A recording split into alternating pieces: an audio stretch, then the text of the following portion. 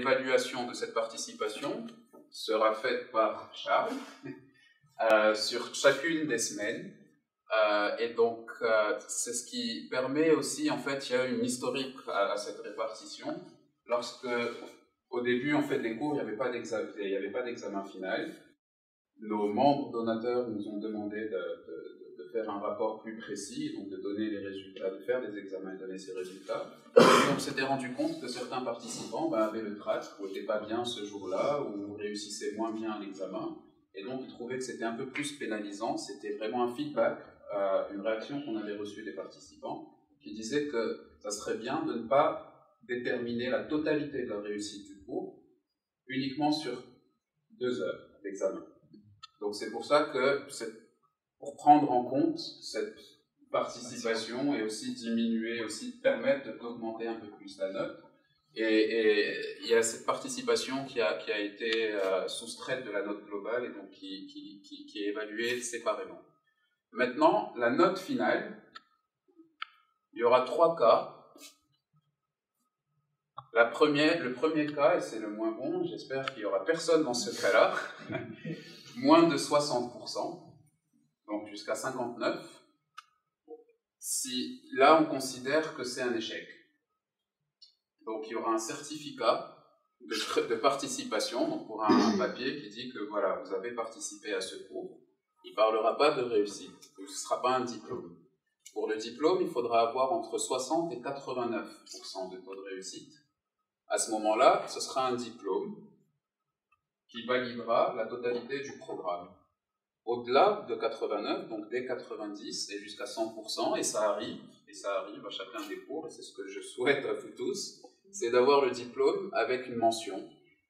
Et maintenant, ce diplôme-là, bien sûr, ne sert pas uniquement en fait dans vos ministères, une fois de retour pour montrer que vous avez réussi votre cours, ça sert aussi pour ceux qui seraient par la suite intéressés de suivre le cours avancé de politique commerciale ou des cours plus spécialisés, qui ont un prérequis d'avoir complété un cours de niveau intermédiaire.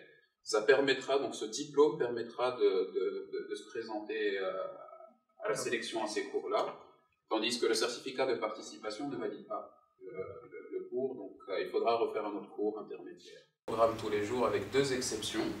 Donc, la première exception, c'est plus pour, si vous voulez, évaluer l'orateur, plus que les participants. D'accord? Donc il faudra prévoir à chaque début de module, toujours 10 minutes avant pour le quiz et 10 minutes à la fin, le quiz. Les participants aussi vont évaluer, vous verrez dans ce cours, tout le monde évalue tout le monde. On a vu quelques-uns dans le programme. À la fin de chaque module, vous aurez aussi, en plus du quiz, à remplir une évaluation des personnes des intervenants, donc, que ce soit de l'OMC ou des intervenants régionaux qui seront extérieurs à l'OMC, pour dire si leur sujet d'abord a été couvert correctement, si vous avez trouvé que ça allait, la manière de discuter, de passer l'information, et surtout, ce que je considère encore plus important, c'est de savoir s'il y a des commentaires.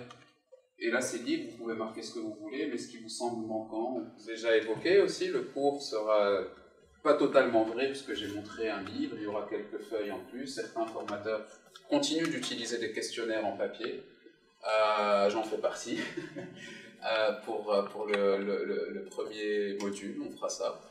Et les présentations, donc tout ce qui a, chaque module aura bien sûr des présentations, des diapositives électroniques, qui seront disponibles sur la classe virtuelle.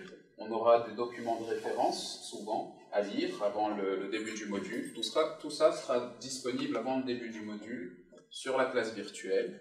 Et je vous conseille aussi de vous envoyer ça par mail, de copier ça sur vos machines pour garder ce matériel pour plus tard aussi.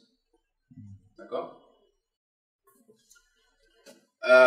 Terminé, en fait, juste pour vous dire qu'il y aura du matériel qui aura été choisi pour vous par les formateurs, par le secrétariat, mais n'oubliez pas qu'il reste le site de l'OMC, vous avez accès à la totalité de l'information.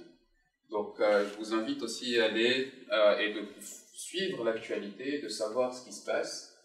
Bon, ce mois-ci, malheureusement, on est en août, il y a pas c'est les vacances estivales, il n'y a pas de réunion formelle. Jusqu'à la mi-septembre, et ensuite ça reprendra.